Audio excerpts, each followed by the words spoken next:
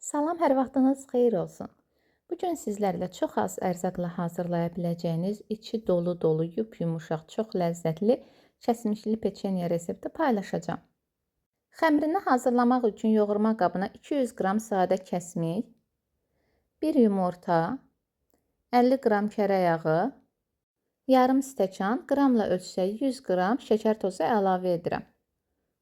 Və kartof əzənlə yaxşıca əzdim, çəngəllə də əzə bilərsiniz. Yaxşı olar ki, yağ otaq temperaturunda olsun. Ərzaqlar bir-birinə tam kütlə halında qarışılmalıdır. İstərsəniz blenderdən də istifadə edə bilərsiniz. Bu şəkildə tam bir kütlə halında oldu. Üzərinə quru ərzaqları əlavə edəcəm. 2 stəkan ələnmiş un. Unun üzərinə 1 paket vanil və 1 dolu çay qaşığı qabartma tozu əlavə etdim. Bəzən izləyicilərim qramla da məndən resept istəyir. Onun burada çəkisi 240 qramdır. Amma yumurtanın iriliyindən, kəsmiyin yağlılıq dərəcəsinə asılı olaraq unun miqdarı çox az sizdə dəyişə bilər. Ələ yapışmayan, yumuşaq, gözəl bir xəmir əldə olunmalıdır. Xəmir çox hamar olmağını gözləməyin, bu şəkildə olacaq. Heç gözlətmədən xəmiri 2 eyni bərabər hissəyə bölüb, həmin hissələrdə 8 eyni bərabər olmaqla hissəyə ayırdım. Böldüyüm xəmirləri kündə halına gətirdim və heç gözləmədən ilk hazırladığım kündədən başlayaraq içlərini dolduracağım.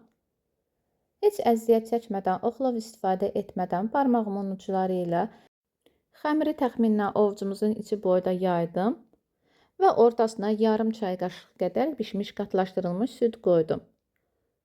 Bitiş hissəsini bu şəkildə yaxşıca bağlayıram ki, bişmiş qatlaşdırılmış süd qaynayıb içindən çıxmasın. İçiliyini zövqünüzə uyğun olaraq şokolad yağı və ya cem ilə də əvəz edə bilərsiniz. Sadəcə olaraq qatı cemdən istifadə etmək məsləhətdir. Əgər elə bir ceminiz yoxdursa, o zaman çox az qarğıdalı nişastası qataraq 2-3 dəqiqə qaynadıb qatlaşdırmaq olar. Və baxa bilərsiniz, bitiş hissəsini necə bağlayıram. Belə formada etdikdə içindəki olan kütlənin çölə dağılması minimuma enir. Əlimlə də dairəvi şəkildə səliqəyə salıb üzərindən də çox az basıram. Hətta tək-tək deyil, belə formada bir neçəsini bir dəfəlik yayıb içiliyini yerləşdirib rahat şəkildə də hazırlaya bilərsiniz. Onu da qeyd edim ki, mən bu reseptdə 200 qrama yaxın bişmiş qatlaşdırılmış süd istifadə etdim. Amma əlbəttə bu sizdə dəyişə bilər.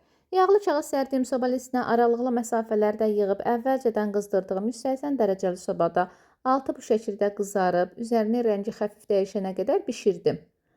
Otaq temperaturunda tamamilə soğuyandan sonra üzərinə şəkər pudrası ələyərək servis etmək olar.